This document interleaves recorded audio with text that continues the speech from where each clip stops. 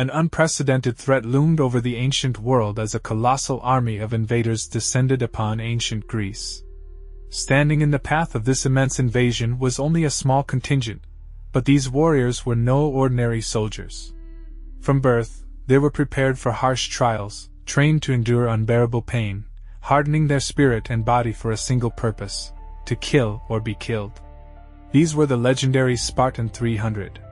The Spartans were, without a doubt, the unrivaled elite fighters of their era, whose battle prowess was second to none. In attack, they formed a dense, impenetrable formation that advanced relentlessly, crushing the enemy like a living battering ram or an unyielding fortress. Their phalanx was a true machine for destruction, and encountering it was like being caught in a vortex of certain death, where anyone who stood in their way risked being ground into bloody dust. The Spartan 300 faced the most challenging and fateful mission of their lives: to save all of Greece from the overwhelming might of the Persian Empire, which sought to enslave free lands. The Persian Empire, the most colossal state entity ever to exist in the ancient world, now set its sights on the independent Greek city-states, threatening their very existence. Athens, the cradle of democracy and a symbol of freedom, was on the verge of being crushed by countless Persian hordes. Yet, a mere handful of warriors, an incredibly small force, blocked their path. The resolve of these men, ready to fight to their last breath, keenly aware of their inevitable demise, was truly incredible and awe-inspiring. Led by their 60-year-old king, they faced the greatest test of their lives. These warriors were ready to unhesitatingly sacrifice their lives for the fate of their homeland, knowing that their sacrifice would be the last hope for all of Greece. At the dawn of a new day, a Persian scout was sent to covertly observe these unfamiliar men. To his surprise, he found them engaged in a most unusual activity. They were meticulously oiling and combing their hair. To the Persians, accustomed to different customs, such behavior seemed utterly ridiculous. "They are effeminate!" they exclaimed with contempt. "Look how they care for their hair, like women!" However, the Persians could not know the true meaning of this ritual. For these men, known as Spartans, personal grooming was an integral part of preparing for the coming battle. They were the embodiment of masculinity and strength, recognized as the most valiant and formidable among all Greek warriors. The spy hastened to report the news of these soft soldiers to his powerful Emperor Xerxes. The ruler could not believe that such seemingly effeminate men could pose any serious threat. With arrogant disdain, Xerxes demanded their immediate surrender, ordering his envoys to convey, "You have absolutely no chance of success. Surrender immediately. What is this spectacle, warriors? Lay down your weapons!" But the Spartans, known for their unyielding nature, never acted in such a manner.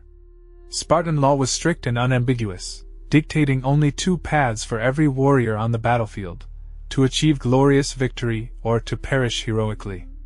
These fearless Spartan warriors hailed from a harsh mountain region where nature itself fostered resilience and endurance.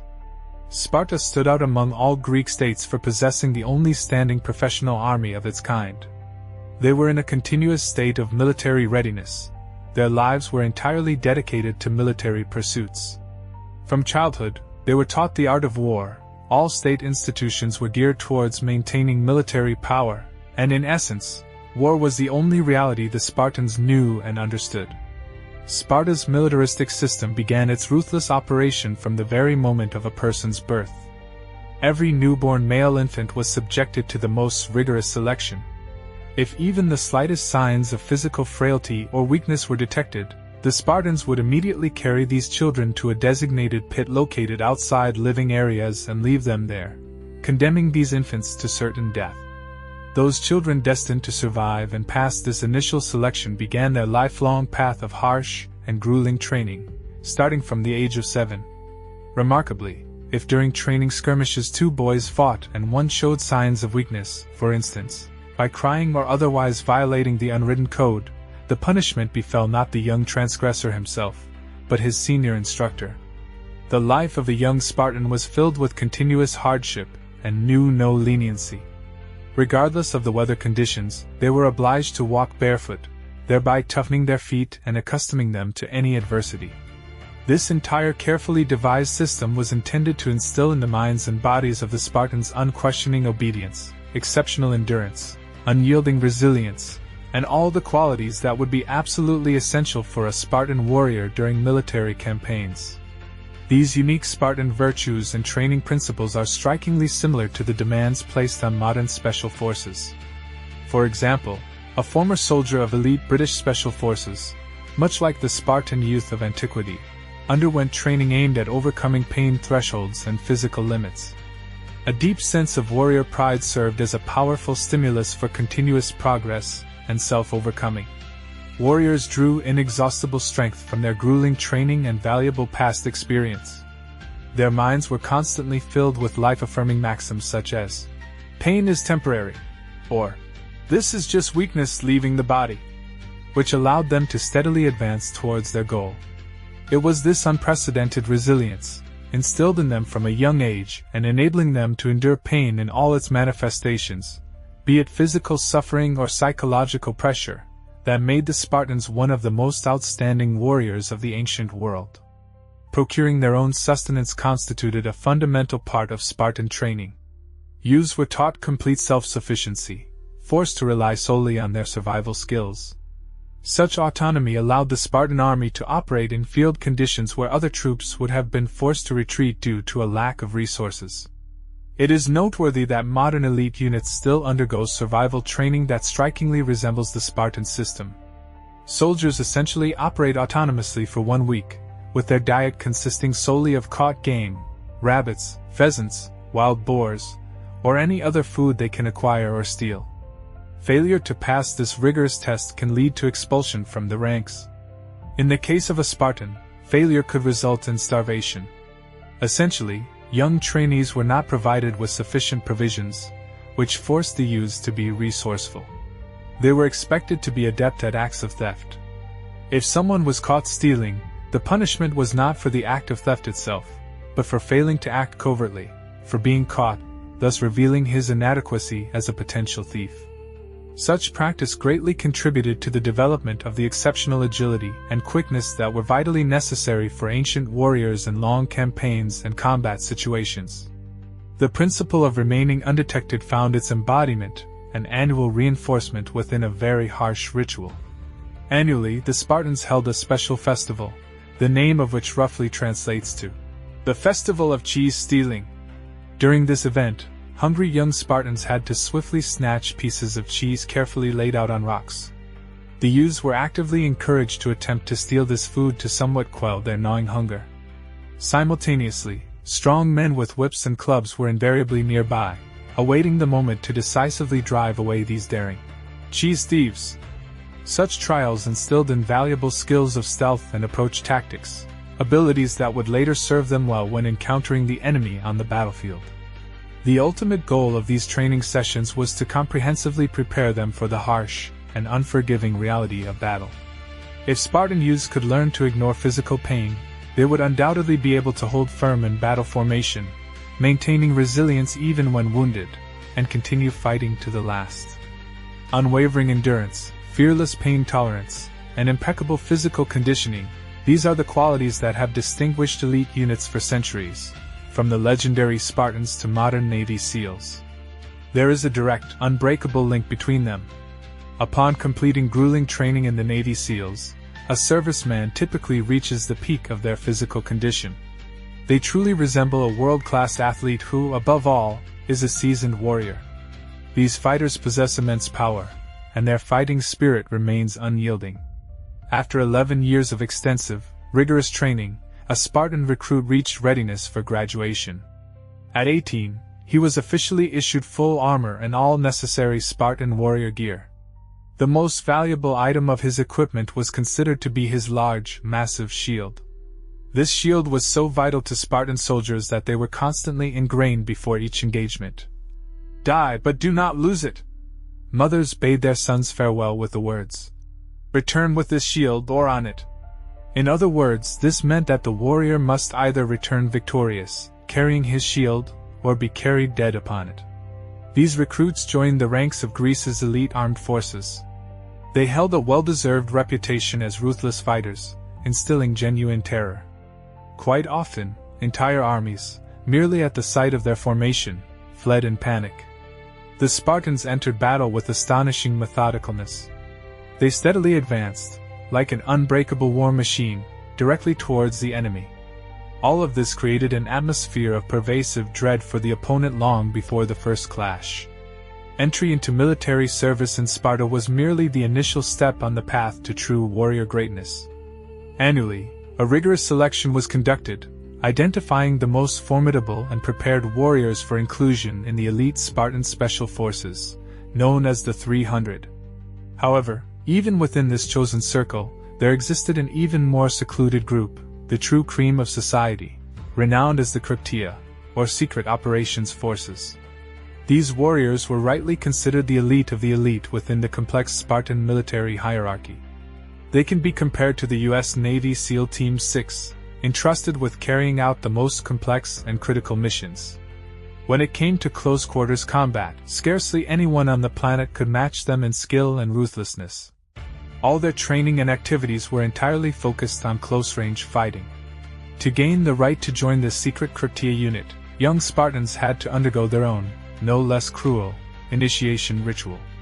They were required to commit the killing of a member of the Spartan servant class, the Helots, who performed all heavy manual labor in Sparta throughout their lives. This act was not merely murder, but a fully state-sanctioned act. In essence, such practice allowed the state to use the Helots almost as a kind of training manual for preparing the most elite and ruthless members of the Spartan army. For a future member of the Cryptia, stealth was paramount. Detection would mean mission failure and possibly worse. Some principles remain unchanged over centuries, and camouflage, combined with cunning, is still an integral element of military art and battlefield survival.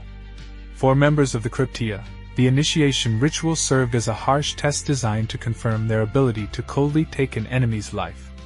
During this ritual, they not only demonstrated their exceptional skills and valor but, much more importantly, confirmed their unwavering loyalty to the state.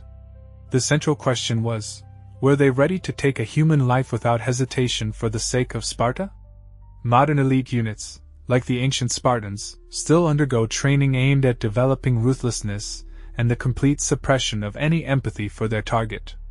In the process of such training, fighters discard all human associations with the subject, ignoring the fact that before them is a person with a family, a living, breathing being. The target is perceived solely as a separate, depersonalized object, which significantly facilitates its objectification and subsequent elimination. However, for modern warriors, the process of killing is often simplified. Using a rifle or pistol, they can engage targets at a significant distance. A different picture unfolded for a young Spartan armed only with a knife. It would have been extremely difficult for him to deliver a single fatal blow and disappear unnoticed, requiring exceptional speed, aggression, and complete surprise. Meanwhile, for example, a modern special forces operator might require significant physical strength to neutralize or take down an assailant, which itself is an extremely aggressive and violent act. Not to flinch at killing, to face death without the slightest fear, these were the qualities that formed an elite member of the Spartan Cryptia. It is no surprise that many of these hardened warriors later found themselves among the legendary 300 Spartans preparing to fight the superior Persian army. The massive armada, advancing deep into Greece, was under the direct command of the Persian emperor himself. For the majestic Xerxes the Great, this campaign was deeply personal. Just 10 years prior, his father's military forces had been defeated by the Greeks, and now Xerxes burned with an intense desire for revenge. This represented a comprehensive naval and land operation, aimed at effectively bringing the entire Greek peninsula under its control and integrating it as another province of the vast Persian Empire. For the Greek states, the situation was critical. They did not possess sufficient forces for a direct confrontation with such a powerful adversary. The Greeks convened an emergency council, as it was vitally necessary for them to gain time to mobilize their scattered forces. They sent their appeal to the Spartan king Leonidas, who led Greece's only professional military formations. Following long discussions, the council devised a strategic plan. It was decided to turn the colossal numerical superiority of the Persian army against itself by impeding its advance for as long as possible. Under such conditions, the enormous Persian army would inevitably face a rapid depletion of supplies and resources. It would literally devastate the surroundings, depriving them of all necessities for sustenance, drinking water, provisions, fodder for livestock, and other vital supplies, which would inevitably place the invaders in an extremely disadvantageous and vulnerable position. The primary condition for the successful execution of King Leonidas's strategic plan was finding a location that could be effectively defended, thereby neutralizing the overwhelming numerical superiority of the Persian army. His choice fell upon a natural mountain pass situated between majestic Mount Calidromo and the vast sea. This place had long been known as Thermopylae, which translated to hot dates, so named due to the abundance of thermal springs in the immediate vicinity. It was here that the only road leading south dramatically narrowed, transforming into a narrow path only 20 meters wide, stretching along the coastline. Such a geographical position presented an ideal defensive position, as it forced Persian troops to attack Greek formations frontally. This circumstance played significantly into the hands of the Greek style of warfare, which was specifically designed for direct, face-to-face, hand-to-hand combat. The Greeks categorically did not want to be in a situation where their positions could be outflanked, and they themselves attacked from all sides. To carry out this critically important defensive task, King Leonidas decided to personally lead his chosen forces, known as the Spartan 300. Although his highly trained warriors received support from a reserve consisting of several thousand other Greek soldiers, it was the 300 Spartans who were designated to hold the front line. A crucial element of their defense was to be the renowned and terrifying Spartan battle formation known as the phalanx. This formidable structure represented a monolithic defensive wall, consisting of tightly locked shields, from behind which numerous spear points bristled. Such a unit was capable of withstanding an incredible number of enemy blows, acting simultaneously as an unbreakable defensive structure and a merciless machine for destruction. It was a combat unit designed to methodically crush and dismember any enemy formations that dared to oppose it. Modern officer cadets still learn lessons from Spartan tactics, drawing inspiration from its timeless principles. One of the key factors instilling unwavering confidence in a warrior is a fundamental element of their equipment: a massive, heavy wooden shield. This reliable attribute can cover up to 2/3 of the body's target area, providing the fighter with a necessary sense of security and allowing them to boldly engage in combat. The true superiority of the Spartans on the battlefield was rooted in their unquestioning discipline and ability to interact collectively. By combining their efforts, they formed an unbreakable, mobile wall of shields. The strength of the legendary phalanx lay precisely in the merging of individual warrior capabilities into a cohesive whole. Here, each fighter ceased to be merely a separate unit. He became an integral part of a well-coordinated war machine where all elements functioned in perfect unison. In this machine, warriors not only provided their own protection but also reliably covered their comrades standing on either side. If shields served as an impenetrable defense, then spears were the tool of deadly assault. The primary weapon of a Spartan warrior was indeed the spear. It possessed such an extensive range that even second-row warriors could effectively attack and inflict deadly blows upon the enemy. Under the scorching August sun, at the narrowest point of the Thermopylae Pass, row after row, the Spartans formed their unyielding phalanx. Its width was about 35 men, and its depth was 8 or 9 rows.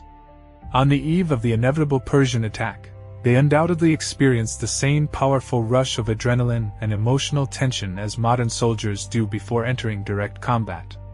This is an eternal feeling, connecting warriors across different eras.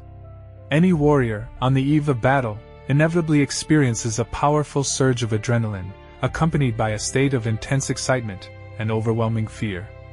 This becomes the culmination of an entire spectrum of truly extreme emotions. In such moments, fighters are ready to give their lives for their cause, for their own survival, or for the continuation of their lineage. As the Persian hordes approached, King Leonidas managed to remind his men of their sacred Spartan duty. This fact again demonstrates the astonishing power and resilience of these Spartans, Even a 60-year-old king could be on the front line, personally leading his troops into the thick of battle. The Persians began their attack. Wave after wave of infantry crashed into the narrow pass. Xerxes, however, did not send his absolute best infantry troops forward, but rather, a second-tier unit, forces only slightly inferior to the best. This was a confrontation of thousands of warriors against 300 Spartans. The Persians expected an easy victory, but the Spartans stood firm, as if it were just another training exercise for them. Their tactic was ruthless. For every Persian, there were 1.5 spears. If a Persian warrior could parry one blow, then in the next moment, a cunning and precisely aimed Spartan from the side would plunge his spear, making another kill. The combat style inherent to the phalanx is rightly considered one of the most ruthless and ferocious ever witnessed on battlefields throughout history. Virtually all their opponents found themselves within 2 meters, which eliminated the possibility of maneuver and demanded a direct, head-on collision. Warriors could clearly hear the death cries of those they attacked and feel the piercing crunch of weapons penetrating enemy flesh. Such a confrontation resembled plunging face-first into a merciless meat grinder, where every blow could be their last. Very soon, Persian warriors found themselves fighting in crimson pools of blood, stepping over the bodies of their fallen comrades, which deprived them of stable footing and further exacerbated the chaos. This area became a true death zone, where the battle devolved into a mechanical slaughter, losing all semblance of organized warfare. By the end of the first day of fierce clashes, the Spartans had inflicted colossal damage to Persian forces, destroying thousands of enemy warriors, while their own losses remained extremely minimal. King Leonidas and his valiant warriors were filled with confidence in their ability to hold the defense, upholding the freedom and independence of the Greek states. Each subsequent day was crucial in this fateful struggle. However, alarming news soon reached Leonidas. It became known that a secret mountain path traversed above the Thermopylae Gorge. If Persian troops discovered and used this path, they would be able to bypass the meticulously constructed Spartan defensive line and strike from the rear, placing the defenders in a critical position. Understanding that his main forces were needed at the front line, Leonidas decided to dispatch a reserve unit, composed of local Greek warriors, to guard this potentially dangerous direction. Specifically, Leonidas entrusted a contingent of Greeks from the city of Phocis to hold this mountain pass to prevent any Persian maneuver to outflank their positions from the rear. The next morning, with the onset of a new day, the Persian emperor ordered fresh military units to prepare for a decisive assault. These warriors were not ordinary infantry. They represented the flower of his army, the best of the best. Faced with stubborn resistance, Xerxes had only one path left. He was forced to commit his elite special forces in a desperate attempt to break the Spartans. These were the legendary Immortals. These fighters were rightly considered superior warriors, constituting the elite, the most select troops of the enemy empire. Their nickname, the Immortals, was due to their constant strength of 10,000 men. As soon as one member of this impressive contingent fell, a new warrior immediately took his place, ensuring their ranks always remained constant, exactly 10,000 fighters. And once again, as before, the numerical superiority was overwhelming, 10,000 against only 300 Spartans. However, the renowned reputation of the Immortals did not intimidate the Spartans in the least. On the contrary, they readily accepted this new challenge, seeing in it a unique opportunity to demonstrate to the entire Greek world and to the Persians themselves the true potential of Spartan military prowess. Thrown into the narrow pass, even these elite Immortals proved unable to breach the unyielding Spartan defense. The majority of Persian spears were typically less than 2 meters long and lighter. When faced with a Spartan spear, 2.5 meters long, the enemy simply could not overcome this impenetrable wall of deadly sharp points. Close-quarters combat unfolded on the battlefield, revealing its most ruthless nature. During the most intense moments of the clashes, Persian ranks thinned at an astonishing rate, losing one warrior approximately every 3 to 4 seconds. However, this bloody confrontation did not spare the Spartan warriors either. Any battle is a terrible ordeal, placing immense strain on the human body. Thirst-parched throats, hearts pounded, and muscles cramped from lactic acid buildup. Most people can only endure such tension for a few minutes before needing a vital respite. At Thermopylae in August, the air was like a furnace, reaching 40 degrees Celsius, 104 degrees Fahrenheit. For the Spartans, it was a long, grueling day of continuous combat, testing even their legendary endurance. Amidst such extreme hardships and limited supplies, King Leonidas's most crucial task was the skillful management of scarce resources. As the supreme commander of the Greek army, he tirelessly oversaw troop rotations, deciding which units would engage in battle at any given moment, and which would be withdrawn for rest and recovery. Furthermore, the overall command of logistics and all other aspects related to defensive operations rested on his shoulders. Water, undoubtedly, was central among his primary concerns. In the debilitating August heat, with warriors fighting in full battle gear, each man required about 10 liters, 2.6 gallons, of fluid daily. Leonidas demonstrated his foresight. He strategically positioned his main defensive forces directly in front of the primary water sources. With a thunderous cry of, "Prepare for advance! Forward!" the perfectly trained Spartan warriors demonstrated absolute dominance over the battlefield.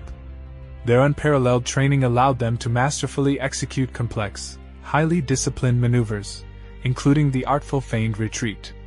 When countless piles of fallen bodies accumulated at the front line of battle, the Spartans, adhering to strict tactics, systematically withdrew a short distance. At this moment, a new command was given. "Prepare for withdrawal! Withdraw!" This tactical move forced the advancing Persians to clamber over veritable mountains of their own fallen soldiers' bodies, which inevitably broke their battle formation and sowed chaos in their ranks. After this, they had to descend to a slightly lower, but now cleared and level battlefield, where the Spartans, resuming their attack, re-engaged them in fierce hand-to-hand combat. The retreating Spartan warriors possessed the unique ability to instantly reform their famous shield wall, a truly monumental barrier woven from metal, taut sinews, powerful muscles, and sturdy wood. It was an impregnable obstacle against which waves of enemy attacks shattered, after which the Spartans coolly dispatched even more opponents. For the elite immortals, advancing to the front line, such a sight was truly terrifying. It was not a place for triumph, but rather an arena where death inevitably awaited. Throughout the day, two highly skilled military forces, representing the pinnacle of their people's martial arts, clashed fiercely, with neither side showing the slightest intention of yielding. However, as the crimson sun began to set over legendary Thermopylae, it became evident that the Persian army's losses already numbered in the thousands of slain warriors. After 2 days of continuous fierce fighting, the Spartans, against all odds, continued to steadfastly hold the strategically important pass.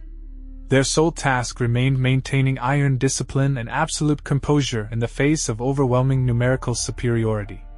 However, that fateful night disaster struck. A local Greek, from a people who had not joined the general resistance, came to the Persian king Xerxes. As was often the case in ancient Greece, neighboring tribes frequently feuded amongst themselves. This Greek traitor, likely motivated by personal grievances or a desire for gain, revealed a secret mountain path to the Persians. If the Persian forces could advance stealthily along the coast via this path, they would completely outflank the Spartans by dawn. In the narrow Thermopylae Pass, King Leonidas and his valiant Spartan warriors, though exhausted by continuous fighting, remained full of dignity. They had heroically held back the Persian threat for 2 long days. But they were completely unaware of a new, ominous danger looming over them from the mountain peaks. It was that night that the elite Persian warriors, known as the Immortals, began their covert ascent of the ridge overlooking the Spartan position. Night missions in ancient warfare were virtually unprecedented, as darkness could cause colossal disorientation and chaos among troops.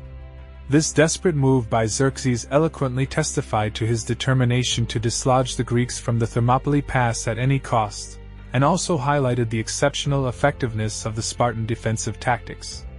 The Immortals' plan was to outflank the Spartans and launch a surprise attack from the rear at dawn. King Leonidas, it seems, believed this mountain path was securely guarded. However, the Greeks he had placed on the mountain for cover were not Spartans. They were militiamen who could not compare in training and combat effectiveness to the renowned immortals. Persian detachments began swiftly descending the mountain slopes behind the Greek position. Meanwhile, messengers from the Greek warriors holding the pass rushed forward to inform Leonidas and the other Greeks of the imminent encirclement. This alarming news fundamentally altered the entire strategic situation. King Leonidas received the worst possible news. His forces were about to be outflanked, and his entire position would inevitably be crushed. Spartans, as is well known, never acknowledged defeat. King Leonidas had solemnly sworn to hold back the Persian forces for as long as possible, and he was determined to fulfill his vow. Retreat was unthinkable for him, as the concept of withdrawal was entirely absent from Sparta's military lexicon. Therefore, he had no choice but to hold out to the end, utilizing his position as effectively as possible. Leonidas clearly understood that an open battle would not bring victory. And so, according to one historical account, Leonidas turned to the warriors of the Cryptia, a special Spartan unit specializing in covert operations. Their plan was to decapitate the vast Persian army by attempting to assassinate Emperor Xerxes himself. The question arises, was he merely seeking a glorious, heroic death? Or was he genuinely attempting to eliminate Xerxes, trying, metaphorically speaking, to cut off the serpent's head in the hope that the rest of the Persian army would lose morale and retreat back to Persia? For if the mechanisms of command and control are disrupted, the cohesion of the entire army inevitably breaks down. Such a mission would be very familiar to modern special forces. Leonidas ordered a night assault behind enemy lines, pursuing a very specific objective. To operate successfully in complete darkness, one needed to be extremely vigilant and focus all senses, as well as the so-called sixth sense. This allowed warriors to be maximally focused on their surroundings, and also fully aware of every movement and every action. From their main position, located directly on the beach, the most obvious route for the Spartan warriors to the Persian camp lay along the coastline itself. In such operations, the element of surprise is always crucial, especially if the attack occurs under the cover of night, which undoubtedly instills an unwavering surge of confidence in the ability to accomplish the mission. The primary challenge the Spartans faced was to infiltrate undetected past the enemy's outer defensive lines. To avoid detection, as moonlight reflections could easily expose them, the warriors prudently wrapped their highly polished iron swords. This specific type of combat was exactly what the young Spartans were taught by the Cryptia during their rigorous training system. Persian guards, in turn, did not anticipate any problems whatsoever, as night missions were highly unusual for enemy forces. It should be noted that when conducting a night raid on an enemy camp or position, adrenaline undoubtedly surges, pushing nerves to their limit. The main objective of this audacious undertaking was to reach Xerxes' tent, which would undoubtedly be easily distinguishable, as the king arrived accompanied by his extensive caravan, numerous slaves, and his women, a common practice for Persian monarchs. Now the Spartan warriors began preparing their deadly weapons. They unsheathed their formidable kopis, fierce cutting swords, whose short but massive blades were capable of inflicting truly horrifying wounds. However, before using these powerful weapons, they needed to silently eliminate the sentry. This action had to be performed with another tool, absolutely silently, in the classic, refined style of the Cryptia, with a knife. They mastered and practiced such operations from a young age, at 16, 17, and 18. The essence of this tactic was the idea of pinpoint, precision strikes against one specific target. A detachment of Spartan warriors, operating under the cover of night, now approached the central Persian encampment. Their primary task was to locate and eliminate the heavily guarded Persian emperor. Most likely in their advance towards Xerxes, they would have unhesitatingly wielded their deadly swords, striking down any Persian who dared to block their path. The exact details of the subsequent events remain unclear, but it is known for certain that the Persian emperor Xerxes survived. As dawn broke, the few surviving Spartans had no choice but to engage in a final, desperate, and heroic battle. However, the situation had significantly worsened. Persian forces could now attack them from two directions.